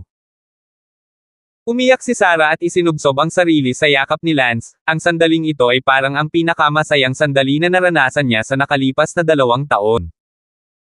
Matagal nang hinawakan ni Lance si Sarah, at namiss siya ng husto. Ang katawan ni Sarah ay nagmature ng husto, agad itong naramdaman ni Lance nang hawakan niya ito, ngunit si Lance ay hindi ganoong uri ng tao, at hindi nag-iisip ng walang kahihiyan. Matagal na umiyak si Sarah bago binitawan si Lance. Sige, Sarah, huwag ka nang umiyak. Kuya Lance, ikaw? Ikaw? Wow. Anong mga salita na nabalisa, ngunit, 1,000 salita, sa huli, ang mga ito ay naging mga iyak. Tinapik ni Lance ang balikat ni Sarah, at ang gilid ng kanyang mga mata ay medyo basa na rin sa excitement. Pagkaraan lamang ng mahabang panahon ay naging matatag ang pagkabalisa ni Sarah. Kuya Lance, tell me, what happened to you after? Since nabubuhay ka pa, bakit ngayon ka lang bumalik, saan ka nagpunta for the past 2 years? Sinabi ni Lance, noong panahong iyon sa kagubatan ng 10,000 hayop, ginamit ko ang God-Sokang Great Law para patayin ang halimaw na iyon, sa kasamaang palad, isa pa ang sumunod, pagkatapos ay ginamit ko itong muli, 2 beses sa isang hilera, agad akong dumanas ng matinding sakit. Espiritual na pagkasuklam, akala ko tiyak na mamamatay na ako. Ngunit nang magising ako dito, natagpuan ko ang aking sarili sa isang isla, at sinabi ng lalaking nagligtas sa akin na 6 na buwan na akong nakatulog. Ngunit pagkatapos, nalaman kong 2 taon na lumipas. Kung ano ang naranasan ko sa 2 taon na iyon, ako mismo ay hindi alam, at kung bakit ako nasa malayong isla, hindi ko alam. Bakit? I don't know. I always feel like I experienced something very unforgettable in those 2 years, and I always feel like there's someone or something na hindi ko kayang bitawan. Kuya Lance, kahit ano pa man, napakabuti at buhay ka pa. Oo nga pala, narinig ko iyon sa Darlington City, na wala ng maraming kapatid si Wesley King. May kinalaman ba ito sa iyo? Ngumiti si Lance, hindi ba ito kalokohan, bumalik ako para maghaiganti, gusto kong patayin isa-isa ang mga kapatid ni Wesley King, at sa huli, papatayin ko ulit siya. Kuya Lance, ang lakas mo. Parang lumakas. Oo. Nasa unang antas na ako ngayon ng Unity Realm Grand Perfection, at mayroon na akong lakas para hamanin si Wesley King, ngunit sa kasamaang palad, mas mahina pa rin ako sa kanya at wala akong buong kumpiyansa, ngunit sa halip, mas delikado ako, kaya naman wala akong planong harapin siya ngayon. Bago ko siya makipag-head-to-head, isa-isa kong papatayin ang mga kapatid niya at patikim din sa kanya ang pagkawala ng isang kapatid, na pinili niya. Sabi ni Lance habang nagngangalit ang mga ngipin. 977. Kuya Lance, sabay din akong maghihiganti. Tumingin si Lance sa mga mata, Sarah, hindi ka mabilis na napabuti ang iyong lakas nitong nakaraang 2 taon. Kuya Lance, itong 2 taon na ito ay magulo, hindi ko alam kung paano ito gagastusin, paano ako nasa mood na mag-practice ng martial arts. Gayunpaman, sa iyong edad, ang pag-abot sa gitnang yugto ng Unity Realm sa edad na 19 na ay laban na sa mundo. Kuya Lance, may gusto akong sabihin sa'yo ngayon. Ano yon? 19 na taong gulang na ako ngayon at naabot na ang gitnang yugto ng Unity Realm. Ito ay itinuturing na napakasikat sa North Empire, kahit papaano ay kumalat ito sa buong North Empire. Narinig ko na gustong ipatawag ako ni Wesley King. Kung siwang talagang pinatawag ako ni Chi, pagkatapos ay makikilala niya ako bilang ang taong mula sa 10,000 Beast Forest sa isang sulyap, at malalaman niya na miyembro ako ng iyong mercenaryong grupo. Kung papansinin ko siya at hindi ko siya pupuntahan, at natatakot ako na baka hindi siya makasama sa pamilya ko, ano ang dapat kong gawin? Ngumuso si Lance, ano ba itong anak ng asong ito na nagpapatawag sa iyo? Hindi ko alam, baka narinig niya ang tungkol sa talento ko at gusto niya akong pigilan. Kung gusto niyang humawak sa trono, nakikita na naabot ko ang gitnang yugto ng Unity Realm sa edad na 19, tiyak na siya ay kinakabahan at hindi imposibleng pigilan niya ako. Sarah daw. Tumango si Lance sa kanyang ulo, napakataas pa rin ang posibilidad na gusto niyang sakalin si Sarah, kaso lang na hindi pa niya nakikilala si Sarah. Kung nakilala niya ito, hindi iyon iniisip, 100% ang pumatay. Kanya. Kuya Lance, ano ang dapat kong gawin? Kalokohan, syempre hindi mo na kailangan pang pakialaman siya, mamamatay ka lang kung pupunta ka. Ngunit natatakot ako na mabaril niya ang aking pamilya, at ayaw kong mapahamak ang aking pamilya. Kahit na, hindi ka maaaring pumunta. Ngunit hindi mo kailangang mag-alala sa ngayon, pinatay ko ang ilan sa kanyang mga kapatid, at ngayong si Wesley King ay napakatindi na hanapin ako, malamang na nakalimutan ka na niya. Well, sana nga. Tama, Sarah, nasaan ang iba? Nasaan sina tiya nyo, Harem, Sally, Bella, Benny, Ben, Xavier, Elsa, at iba pa. Napabuntong hininga si Sarah, Kuya Lance, dahil akala ko patay ka na, ang Destined One Mercenary Group ay na-disband na. Na-disband. Sino ang nagbuwag? Wala ka na, ano pa ang silbi ng lahat ng kumapit sa mga mersenaryo, walang kabuluhang kalungkutan, ngunit lahat tayo ay nangako na kung sino ang may kakayahang maghiganti sa hinaharap ay dapat gawin ang lahat upang makuha ito. Nako naman. Walang sinisisi si Lance. Paano ang iba ngayon? Sinabi ni Sarah, kinuha ni tiya nyo ang kanyang kapatid na babae, si Teresa, at umalis sa ibang bansa.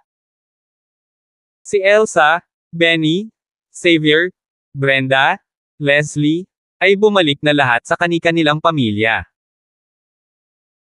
Nawala siya ni Ben mensahe, si Sally, si Bella, ay bumalik sa London, at ngayon si Sally ay nagtuturo sa Palanan Middle School. Si Bella ay nagbukas ng kanyang sariling bar at naging isang mang-aawit, lahat sila ay tumigil sa pagsasanay ng martial arts. Bakit hindi na sila nag-practice ng martial arts?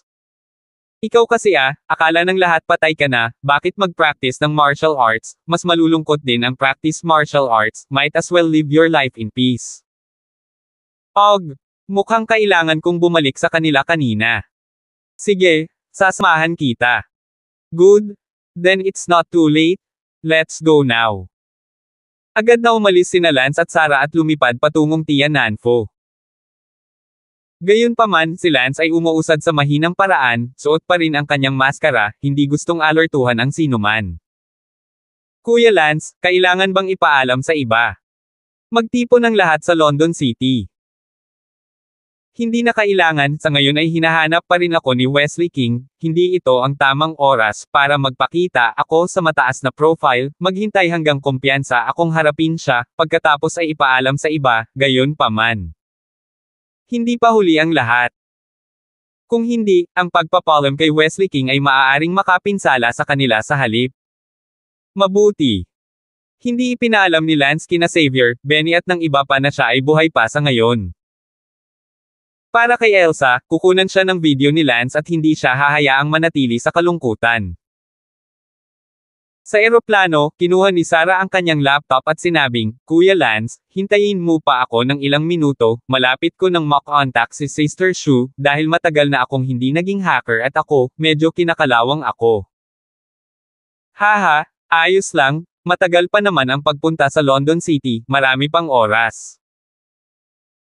Pagkaraan ng ilang minuto, nagawang i-hack ni Sarah ang network ng pamilya ni Elsa at natagpuan si Elsa, na nakita sa isang surveillance camera na pumasok sa banyo 10 minuto na ang nakalipas. Sa ngayon, sa bahay ni Elsa, naliligo siya sa banyo at nakahiga sa bathtub, ngunit ang mata ni Elsa ay walang buhay at hindi niya alam kung ano ang tinitingnan niya na nalilito. Kuya Lance, naliligo si ate. May phone ba siya? Ayan, na-dial ko na ang number niya.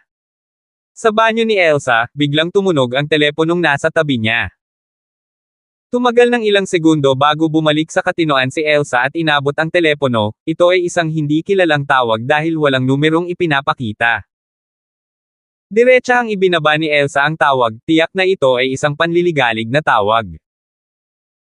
Hindi sumasagot si Sister Shu. Tapos mag-text ka, baka isipin niya na harassment na tawag. Ding ding ding. Ipinadala ang text message. Binuksan ni Elsa ang text message para basahin ang, Sister Shu, ako ito, Sarah, kunin ang telepono. Sa loob ng ilang segundo, muling nagring ang telepono ni Elsa, at agad niya itong sinagot. Ate Shu, ako ito, Sarah. Sarah, ikaw pala? Sorry, akala ko ito ay isang uri ng panliligalig na tawag. Sarah, kumusta ka na ngayon? Tanong ni Elsa sa mahinang boses. Ate Shu, naliligo ka ba? Oo, paano mo nalaman? I just hacked into your family's network. I saw you enter the bathroom on the monitor. It's been about 10 minutes. It's been so long at hindi ka pa tapos maghugas Oh. Tumawa ng mapait si Elsa. Ate Shu, gusto mo bang magpakilala ako sa iyo ng isang lalaki ngayon? Lumusab ang mukha ni Elsa, medyo hindi nasisiyahan. Sarah, huwag kang ganyan, kung hindi, hindi kita papansinin, ipakilala mo ako sa mga lalaki, ginagawa mo ba ito kay Lance? Ate Shu, sigurado ka bang ayaw mo? Sarah, kung wala nang iba, binababa ko na ang tawag. Wala nang ganang magsalita si Elsa dahil sa mga salita ni Sarah. Teka, Ate Shu? Ang lalaking ipinakilala ko sa iyo ay si Kuya Lance at ngayon si Kuya Lance ay nasa tabi ko. Ano? Sabihin mo na naman. Sa sandaling iyon, umalangaw-ngaw ang boses ni Lance, Elsa, ako, ito. Naging tanga si Elsa, si Lance talaga. Lance, ikaw ba talaga? Ako ito, Elsa, dahan-dahan ka lang, kalmado ka, huwag mong ipaalam sa kahit kanino na buhay pa ako saglit, bukas humanap ka ng dahilan para sumakay ng eroplano at pumunta sa London City para hanapin ako. Lance, ikaw talaga. Sigaw ni Elsa gamit ang kanyang telepono. Ako na, sabi ko huwag kang ma-excite, ha? Malungkot na ngumiti si Lance, ang 2 taon na pagkawala niya ay talagang nagdulot ng matinding kalungkutan sa iilan sa kanila. 978. Bumalik si Lance sa lungsod ng London, at nakilala si Bella sa isang partikular na bar sa lungsod ng London. Kaya lang, ang hindi inaasahan ni Lance ay ang makakita ng isang taong nanliligalig kay Bella noong una siyang dumating sa bar.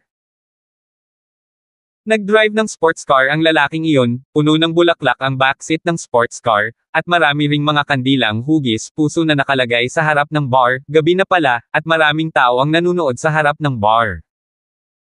Ang lalaking iyon ay isa ring martial arts practitioner, at mayroon ng Hautian realm. Bella, ay pangako mo sa akin na magiging girlfriend kita. Bella, alam kong hindi mo makakalimutan ang Lance na iyon, ngunit patay na siya, balak mo ba talagang gugulin ang natitirang bahagi ng iyong buhay sa pag-iingat ng mga buko para sa isang patay na tao? Lumabas si Bella at sinabing, Yuri Carter mangyaring huwag mo akong abalahin, hindi na ako muling magmamahal sa aking buhay. Bella, dapat alam mo na may pagkakapareho tayo, mahilig kang kumanta at ganoon din ako. Labas. Hindi ako aalis, iisipin ko ang kaligayahan mo sa buong buhay mo, Bella, maging girlfriend ko, hahayaan kitang makakuha ng higit na kaligayahan mula kay Lance. Yuri, huwag mo akong gawin. Sa karamihan ng tao, naggas si Sarah, Kuya Lance, lumabas ako para kalabanan siya, how dare he bully Sister Bella. Sinabi ni Lance, hindi na kailangang mabalisa, hayaan mo lang siyang magtapat. Kuya Lance, hindi ko na kayang makinig dito. Doon, tumawa ang lalaking nagngangalang Yuri. Bella, hindi mo ako matatakasan sa buong buhay mo, aayusin na kita, hahaha. Yuri, huwag kang masyadong mahiya. Walang kahihiyan. Walang kahihiyan sa pag-ibig, bukod pa, patay na si Lance, at ang sikat na bulaklak ay walang nagmamay-ari, syempre maaari ko itong kunin para sa aking sarili. Yuri, gusto mo ba talagang pilitin ako? Bella, dapat mong malaman na hinahabol lang kita dahil mataas ang tingin ko sa iyo, at sa aking pamilya, maaaring hindi ka pa karapat-dapat para sa akin. Sige, ipinapahayag ko na ikaw ang aking babae ngayon. Bang! Sa sandaling iyon, biglang lumipad ang isang brake shifter sa ulo ni Yuri at nabasag ang ulo nito. Sino? Sino ang tumama sa akin?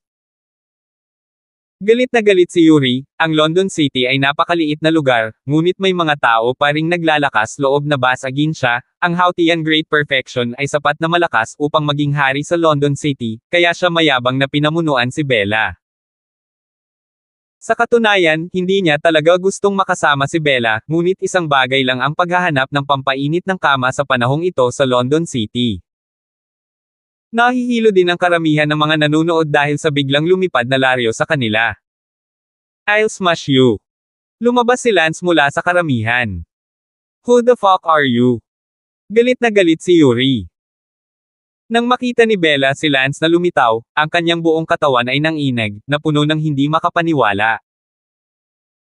Ang galit na si Yuri ay hindi rin nakita ang hitsura ni Bella, at sumugod siya patungo kay Lance, na tila may balak na talunin ang kalokohan ni Lance. Kinuha ni Yuri ang manggas ni Lance gamit ang isang kamay at sumigaw, "How dare you fucking smash me?" Si Lance, gayunpaman, ay tumingin kay Bella. Say, why are you smashing me? What the fuck am I to you? Tanong si Lance, kung gayon, sabihin mo sa akin, sino ka? Ako ay isang lalaki mula sa pamilyang Carter ng Tianan Prefecture. Nagsalubong ang mga kilay ni Lance, ang Earth Emperor ng Tianan Prefecture, isang miyembro ng pamilyang Carter. Hindi ko inaasahan na itong isang nanliligalig kay Bella ay talagang miyembro ng pamilyang Carter, si Kent ay kasal pa rin.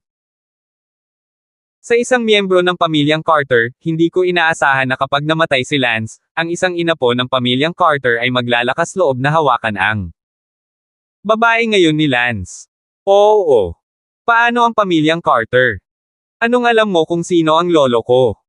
Hindi ko alam. Ang patriarch ng Kai clan ng Tianan Prefecture, si Kai Lingpang, ay ang aking lolo. Naku, ikaw pala ang apo ng aso ng Kai clan chief, sobrang disappointed ako para sa lolo mo. Fuck you. Sinuntok ni Yuri si Lance sa templo. Bang! Sa sumunod na segundo, biglang sumabog ang ulo ni Yuri. Ah! Sigaw ng mga tao. Hindi man lang tiningnan ni Lance ang dugo ng mga utak sa buong sahig at lumakad patungo kay Bella, na yamakap sa kanyang sarili sa mga bisig ni Lance at nagpakawala ng kanyang mga luha habang nagsisigawan ang mga tao. Maya-maya, dumating ang pulis, at agad na nakilala ng kapitan ng pulis si Lance, at agad na umakyat para batiin si Lance, na nagsasabing, "Welcome home to guide your work." At pagkatapos ay walang nangyari. Kinuha ni Lance sina Bella at Sarah at dumiretso sa bahay ni Sally. Ang pagpupulong kay Sally ay magkatulad, at hindi ko na uulitin ang mahabang hangin dito. Inimbestigahan ng pulisya ang pagkakakilanlan ni Yuri at nalaman na miyembro ito ng pamilyang Carter ng Tianan Province, at hindi naglakas loob na kulungan siya, kaya mabilis nilang ini-report ito sa taas. Hindi nagtagal, nalaman ng pamilyang Carter ang balita. Nang malaman ng pamilyang Carter na namatay si Yuri sa London City, ang una nilang reaksyon ay galit. Ngunit nang malaman nilang ang pumatay kay Yuri ay si Lance, nauwi ito sa takot. Kaya, si Kai Lingpang, ang patriarch ng pamilyang Carter, ay pumunta sa London City sakay ng isang espesyal na eroplano sa magdamag upang humingi ng tawad kay Lance, na sinasabing hindi niya naturuan ng mabuti ang kanyang apo. Si Lance ay nasa mabuting kalooban, syempre pinatawad niya sila, tutal, nagpakasal din si Kent sa isang babae ng pamilyang Carter, lahat tayo ay kamag-anak. At kaya, hating gabi, ng gabing iyon, nananatili sa bahay ni Sally. Sila Lance at Sally at Bella ay nakatira sa iisang kwarto, silang tatlo ay natulog sa iisang kwarto, at hindi naman masyadong siksikan, hindi talaga sila makatiis, syempre, totoo, iyon. Sa katunayan, si Sarah ay 19 na taong gulang din, at naiintindihan niya ang lahat, at nakakahiyang sabihin ito. Isang gabing walang salita, kaya madaling araw. Si Lance ay hindi natulog sa buong gabi, isang mahabang oras sa pagitan, kung saan matutulog, Sally at Bella dalawa syempre hindi rin makatulog, sa sandaling ang araw ay madaling araw, bumangon, sa banyo upang maghugas ng pawis malinis. Sa hapon ng susunod na araw, si Elsa ay sumakay ng eroplano sa magdamag, ang labis na programa ay hindi sasabihin. Pansamantalang nanatili si Lance sa lungsod ng London ng kalahating buwan. Kuya Lance, ano ang susunod mong plano? Tanong ni Sarah, nitong kalahating buwan, ay naging masyadong maluwag, naging sanhi ng pag-iisip ni Sarah kung si Lance ay nag-e-enjoy at nahulog sa malambot na lugar ng isang babae. Susunod, kailangan kong itaas ang aking kaharian, sa pamamagitan lamang ng pagtataas ng aking kaharian magkakaroon ako ng pagkakataong talunin si Wesley King. Gayunpaman, naabot ko na ang unang antas ng Unity Realm Great Perfection, napakahirap na pumunta pa, at saglit, hindi ko alam kung ano ang dapat kong gawin sa sarili ko, paano ako makakatuntong sa ikalawang antas ng Unity Realm Great Perfection. Gusto ko talagang makahanap ng senior na gagabay sa akin. Kuya Lance, bakit hindi natin buuin muli ang mercenaryong grupo at ipagpatuloy ang ating pakikipagsapalaran? Magpatuloy sa pagsasanay. Kahit na ang Forest of 10,000 Beasts ay naroon na, saan pa tayo pupunta? Ang Forest of 10,000 Beasts ay kilala sa mataas na mortality rate nito, at sinumang team na papasok doon ay palaging mamamatay. Kakaunti. Kuya Lance, gaano man kataas ang mortality rate sa 10,000 Beast Forest, hindi ito kasing taas ng 1,000 Mountain Twilight. Pumunta tayo sa 1,000 Mountain Twilight para sa isang adventure. 979. Si Lance, gayunpaman, ay direktang umiling, ang 10,000 Beast Forest ay nawalan na ako ng 3 sa aking mga kapatid, at upang pumunta sa 1,000 Mountain Twilight, ito ba ay isang death wish?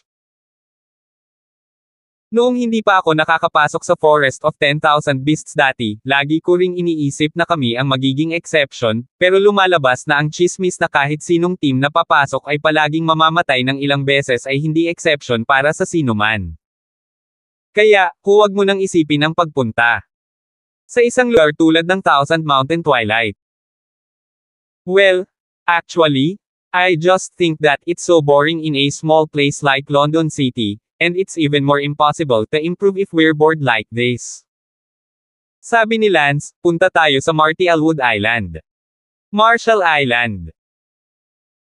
Oo, narinig ko na ang Marshall Island ay may misteryosong Island Master na isa sa 30 peak Unity Realm Grandmaster sa buong mundo, at siya ay nasa top 10, gusto kong makilala ang misteryosong Island Master na ito at gabayan niya ako. Sabi ni Lance. Paano mo nalaman? Sa aking pagbabalik, nang dumaan ako sa isang imperyo na tinatawag na Abgar, ang matandang haring iyon, na isa rin sa 30 tuktok, ay nagsabi sa akin na siya ay nasa ranggo na 24.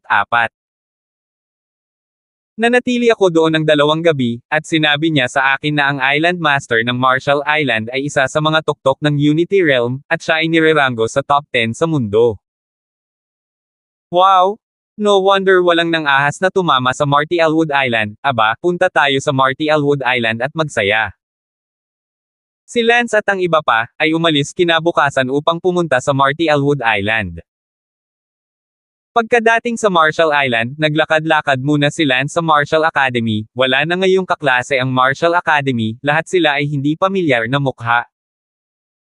Ang mga kaklase na nag-enroll kay Lance noon ay nakapagtapos na sa ika-4 na baitang. Si Lance ay parang nagtapos na bumalik sa paaralan, maliban sa ilang mga guro, halos walang mga estudyante ang nakakakilala kay Lance. Ngunit syempre, ang pangalan ni Lance ay kilala ng buong paaralan. Pagkatapos ng lahat, ang kaluwalhatian ng pagkatalo sa lahat ng mga bagong alagad na kampyon ng 4 na pamilya ng Island Protectorate noon ang nawala na sa kasaysayan. Lance. Pinuno. Natutuwa akong makita ka sa wakas, akala ko patay ka na. Tuwang-tuwang hinawakan ni Pinuno ang kamay ni Lance. Oh, Pinuno, kumusta ang mga taon? Tanong ni Lance. Nako, ano pa nga ba ang magagawa ko, bagamat binigyan mo ako ng maraming Iron 3 Hearts, pero with my talent being what it is, no amount of taking it will make a difference, and I'm still an innate. Tinapik ni Lance ang balikat ng Pinuno at hindi nagsalita. Lance, bakit mo naisip ang puntahan ako sa Martial Academy? Si Sarah ay abala sa pagsasabing, Pinuno, hindi ka binisita ni Kuya Lance pumunta siya para makita ang misteryosong Island Master ng Martial Forest Island, by the way. Oh, ha. Saglit na tumawa ng awkward ang Pinuno. Nagtanong si Lance, Pinuno, alam mo ba kung saan nakatira ang Island Master ng Martial Forest Island? Gusto ko siyang bisitahin. Ang islang master ng Woolen Island. Hindi mo rin alam. Lance, talagang hindi ko pa ito narinig, kahit na ilang dekada na akong pinuno ng Martial Academy, hindi ko talaga alam. Gayunpaman, may alam ako, at iyon ay ang Martial Island na iyon. Na walang imperyong nangangahas na guluhin, ay may mahiwagang kapangyarihan. Kung hindi, isang lugar na kasing ganda ng Martial Island at nagtataglay ng Memory Stone, ito ay inagaw at naging isang kaharian. Sige. Lance, kung gusto mong hanapin ang Island Master ng Martial Forest Island, sa palagay ko ay mahahanap mo siya sa pamamagitan ng pagtatanong sa matandang dekano ng Martial Forest Academy. Mabuti. Ang matandang dekano ang gustong kunin si Sarah bilang kanyang disipulo, nakita na siya ni Lance noon, gayunpaman, si Lance ay walang anumang pagmamahal sa matandang pinuno na ito, nang gustong pumasok ni Lance sa memoryahang bato, talagang tumanggi siyang bigyan ng mukha si Lance. Ang matandang pinuno na ito ay may relasyong mentor-brother sa pinuno ng nayon ng mundo, at sa pinuno ng nayon ng baguhang nayon. Sina Lance at Sarah, Sally, Bella, at ang 5 miyembro ng pinuno ay pumunta sa tirahan ng matandang dekano. Matapos lumipad ng mahigit 1 oras, nakarating sila sa labas ng isang lambak, at dito nakatira ang matandang dekano. Sa sandaling lumipad si Lance, isang matandang lalaki mula sa Unity Realm ang kaagad na sumalubong sa kanya, hindi naglakas loob na bumagal nang maramdaman niya ang isang napakalakas na presensya. Nang makita niya si Lance, natigilan siya. Ikaw, Lance. Older pinuno, long time no see. Sabi ni Lance. Ang matandang pinuno na ito ay nasa huling yugto pa ng Unity Realm. Tumingin ang matandang pinuno kay Sarah at nagbago ang kanyang mukha, naabot pa ni Sarah ang gitnang yugto ng Unity Realm, sa simula, si Sarah ang kanyang disipulo. Tama si Lance, Sarah, kapag nakita mo ang iyong Panginoon, bakit hindi ka tumawag? Little Meng pursed her lips.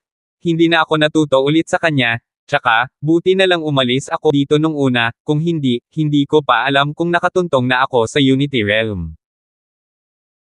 Sarah, huwag kang bastos, isang araw ay guro mo, at ang natitirang bahagi ng iyong buhay ay tatay mo, tawagin mo akong master. Saway ni Lance. Naiinis lang si Sarah, guro. Kinawayan ng matandang dekano ang kanyang kamay, no need to call me master, iniwan mo na ako, tsaka tama ka, kung hindi mo ako iniwan noon at nagpatuloy dito, talagang nasira ka, sumunod ka. Lance, talagang mayroon kang mas magandang kinabukasan kaysa sa akin, at napatunayan na ito ngayon. Hindi ako kwalipikadong maging Panginoon mo. Daw, hindi? Hindi kita iniwan dahil wala kang mga kwalifikasyon, ngunit dahil ikaw, palagi mo akong hindi tinuturuan ng malalim na mga diskarte sa espada, palagi mo akong pinapapraktisan ang trash sword technique na iyon, kaya sobrang masama ang loob, ang trash sword technique na itinuro mo sa akin ay hindi kasing ganda ng itinuro sa akin ni Kuya Lance, kaya nakatadhana kang hindi makakuha ng isang mabuting alagad na gaya ko. Hahaha, good, well said, I am convinced. Tumawa ng malakas ang matandang pinuno.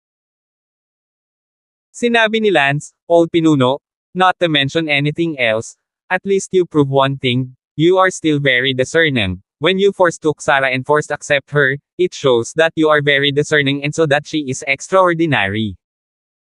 Sige, ilang taon na ang lumipas, itigil mo na ang pagsasabi niyan, ngayon ka na bumalik dito, nandito ka ba para sarkasmo ako? Lance, Natatakot ako na narating mo na ngayon ang Unity Realm Great Perfection, nang dumating ka para magmakaawa. Ipasok ko ang memory stone ko dito, tumanggi ako, tapos ngayon bumalik ka para tamaan ang mukha mo. Ngumuso si Lance, matandang pinuno, hindi ka kwalipikado para sa akin, Lance, na gumawa ng isang espesyal na paglalakbay sa Marshall Island para suntukin ka sa mukha, ikaw ay maingay. Ikaw. Mukhang nahihiya ang matandang pinuno, sobrang nahihiya, at hindi siya binigyan ni Lance ng kahit anong mukha. Kung ganoon, ano ang gusto mo pagdating mo sa lugar ko? Sinabi ni Lance, sinadya kong pumunta sa Marshall Island para magbigay galang sa Panginoon ng isla, ngunit sa kasamaang palad, hindi alam ng maraming tao ang tungkol sa Panginoon ng isla, narinig ko na baka alam mo, kaya pumunta ako para tanungin ka, iyon lang. Gusto mong makita ang aking amo. Ang Island Master ang master mo. Natigilan si Lance. Kung hindi, ako, si Gindolf, at Levi, ay pawang mga disipulo ng Island Lord, pati na rin ang mga ninuno ng 4 na Island Guardian families, na mga disipulo ng aking tiyuhin, ang mga kapatid ng Island Lord. Sabi ng matandang dekano. 980. Mabuti pa, isama mo ako sa iyong Panginoon. Bumantong hininga ang matandang dekano, Lance, ang aming Panginoon, hindi ko alam kung gaano karaming mga antas sa itaas mo, ay isa sa 30 tuktok ng mundo, sa palagay mo ba ay maaari kang magkita dahil lamang sa gusto mo? Kinukuha mo rin ang iyong sarili. Seryoso din. Well then, ano ang gusto mong gawin para makilala ang Island Master? You're not qualified to meet our master, please go back. My master has been living in seclusion on Marshall Island and ignoring the world for more than a few decades. You're a 20-something, ha? Ang matanda. Nini siya ni pinuno. Sinabi ni Lance na may masamang mukha, matandang dekano, sinadya kong bumisita sa master ng isla, bukod pa, kahit na hindi ko pa naaabot ang lakas ng master ng isla, nasa unang antas din ako ng Unity Realm Great Perfection. What makes you think that I am not qualified to pay my respects to the Island Master? Even you are qualified to be his disciple, pero hindi ba ako qualified na tumawag sa kanya kahit nasa first level ako ng Unification Realm? Kung hindi ka manggenguna, mangyaring dalhin ang aking mga salita sa iyong Panginoon. Maghihintay ako sa Marshall Academy sa loob ng 3 araw, at kung hindi mo ako makikita pagkatapos ng 3 araw, ako, si Lance, ay umalis ka agad. Pagkatapos sabihin iyon, lumipad si Lance. Bumantong hininga ang matandang pinuno, sobrang sama ng loob ng matandang pinuno kay Lance, hindi ko alam kung ano iyon, siguro dahil sa selos, tutal ilang taon na ang nakalipas nang mahina siya sa harap niya, ngayon. Malayo siya sa kanya, paano siya nakakaramdam ng saya? Kuya Lance, we came to Marshall Island to specifically visit the Island Master. Sukol na ba talaga tayo? Pilitin mo siya, siguradong tapat na dadalhin niya tayo sa Island Master. No need. It would be meaningless to force him. I think the old pinuno wouldn't dare not go to deliver the message. If the Island Master get the message and decide to see me, tiyak na hahayaan niya siyang lumapit sa akin, kung ayaw niya akong makita, edi tumigil na tayo, hindi ko na kailangan, idikit natin ang mainit kong mukha sa malamig na puwet ng iba. At saka, bumalik tayo sa Marshall Academy at maghintay ng 3 araw. Sa sandaling ito, isang matandang lalaki sa lupa ang sumugod. Hahaha, Kuya Lance, pumunta ka na sa Marshall Island, bakit hindi ka sumama at makipaglaro sa akin para mas mapalapit ako sa may-ari? Tumawa ang matandang lalaki na sumugod sa langit. Si Pinuno at Sara at ang iba ay abala sa pagsasabing, pagpupugay sa nakatataas na pinuno ng nayon. Tama, ang taong biglang sumugod ay ang pinuno ng nayon ng Marshall Islands World Village, na tinatawag na Jacob. Jacob, long time no see. Tumango si Lance sa village chief ng World Village. Kuya Lance, akala ko pinatay ka na, pero hindi ko akalaing buhay ka pa, alam kong hindi ka mamamatay ng ganoon kadali, dahilan para maawa ako sa iyo. Salamat. Sige, buti hindi ka patay? Tere na, maupo ka na sa World Village ko. Mabuti. Lumipad si Lance sa World Village at pumasok sa kahoy na bahay ng punong nayon. Tanong ni Jacob, nga pala, saan ka lang nagpunta? Pumunta ako sa kinaroroonan ng matandang pinuno ng kuya mo, gusto kong makiusap sa kanya at dalhin tayo sa isla, gusto kong magbigay galang sa master ng isla, ngunit sa kasamaang palad, hindi niya ito dinala. Gusto mong makilala ang aming master? Oo, bumisita ka, nabalitaan ko na isa siya sa 30 pick ng Unity Realm sa mundo, at nasa top 10. Sabi ni Lance. Hahaha, Kuya Lance, to be precise, ang aking master ay nasa 3 pwesto sa mundo 50 taon na ang nakararaan. Wow! Pangatlo sa mundo. Nagulat si Lance, ang Isla Master ng Marshall Island, napakalakas, at 50 taon na ang nakalipas. Tanong ni Sarah, punong barangay, matanda ka na, kung gayon ang iyong Panginoon, ay dapat na mas matanda pa. Sarah, walang kabastusan. Haha, ayos lang, tama ka. Halos 140 taong gulang na ang Panginoon ko. Wow! Luma na yan. Hehe. Oo. Ang Panginoon ko ay nakarating na rin sa katapusan ng kanyang buhay, natatakot ako na sa loob ng ilang taon, siya ay pumanaw, ang pinakamalaking hiling ng aking Panginoon sa kanyang buhay ay ang malampasan ang Unity Realm. Tumango si Lance. Punong barangay, kung gayon maaari mo ba kaming ihatid upang makilala ang iyong Panginoon? Napangiti ng mapait ang punong nayo ng Heavenly Village at sinabing, to be honest, hindi naman sa hindi kayo dadalhin ng senior brother ko doon, hindi naman siya kuripot, kasi, hindi naman talaga ganoon kadaling makita ang master namin. Even our senior brother, it's been a long time since we have seen him. Tutal matanda na ang master ko, halos lahat ng oras ay nasa seclusion na siya, kung hindi ka mag-aaway ngayon, gusto mo bang maghintay hanggang sa mamatay para lumaban muli? Mahirap talagang makita ang ating guro, at least kailangan nating magpatuloy at magbigay ng paunawa, tingnan natin kung gusto itong makita ng aking guro.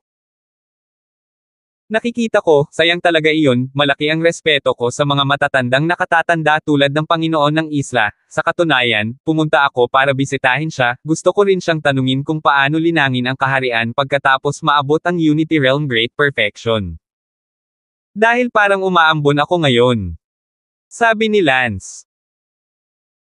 Kuya Lance, kamangha-mangha ka, naabot mo ang Unity Realm Grand Perfection sa murang edad, thirst, nang maabot ng aking Panginoon ang Unity Realm Grand Perfection, lampas na siya sa 80 taong gulang, Kuya Lance, ikaw talaga ang aking idol. Pagsamba ni Jacob. Oh! Bahagyang ngumiti si Lance, ang pag-abot sa Unity Realm Grand Perfection sa edad na 23 ay talagang isang alamat, kahit sa mundong ito.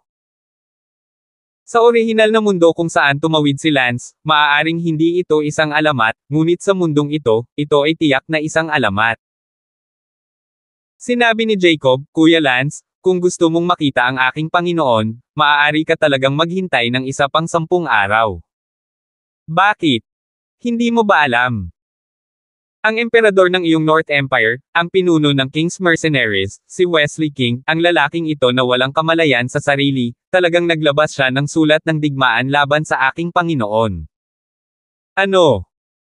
Nagulat si Lance, si Wesley King ay talagang nagbigay ng sulat ng digmaan sa master ng isla, ito ay masyadong ignorante sa kanyang sariling damdamin. Sinabi ni Sarah, masyado rin siyang makasarili, iniisip na ng ahas siyang hamanin ang iyong Panginoon matapos talunin ang matandang master ng sikat na sword Villa. Tama, ang Island Master ay halos 140 taong gulang at kumain ng mas maraming asin kaysa sa kanin, ngunit siya ay mayabang na siya ay naglakas loob na hamanin ang iyong Panginoon. Galit ding sabi ng pinuno. Ngumiti si Jacob, hindi na kailangang magalit tungkol dito, dahil sa tingin niya ay may lakas siyang hamanin ang aking Panginoon, kung gayon ay natural na ipaintindi sa kanya ng aking Panginoon, tinanggap na ng aking Panginoon, sa loob ng 10 araw, lalaban tayo sa Marshall Island, kung gayon, makikita mo ang aking Panginoon, ngunit pansamantala, hindi ka dapat makita ng aking Panginoon. Mabuti. Tumango si Lance. Medyo nabigla si Lance sa loob, talagang nang-ahas si Wesley King na hamanin ang master ng isla, at hindi niya alam kung makapangyarihan ba talaga siya o ignorante. Kung talagang naabot niya ang ganoong lakas, mas magiging mahirap ang paghihiganti ni Lance. Fine, gusto din ni Lance na makita ang duel na ito. Si Lance at ang iba ay nagtanghal-iyan sa World Village, pagkatapos ay umalis upang bumalik sa Martial Academy. Si Lance at ang iba pa ay mananatili sa Martial Academy at maghihintay sa tunggalian sa pagitan ni Wesley King at ng Island Lord makalipas ang 10 araw. Si Lance ay hindi kumbinsido na sa nagawa ni Wesley King na talunin ang Island Master, ang misteryosong Island Master ng Martial Forest Island, na naging pangatlo na sa mundo 50 taon na ang nakararaan. Kung talagang matalo ni Wesley King ang Island Master, kung gayon ay gagawin niya. Talagang laban sa langit, hindi ito pinaniwalaan ni Lance hanggang sa mamatay. Sa katunayan, natakot si Lance na si Wesley King ay talagang ganito kalakas sa loob. Sana itong anak na ito, mayabang, hindi kayang maging ganito kalakas.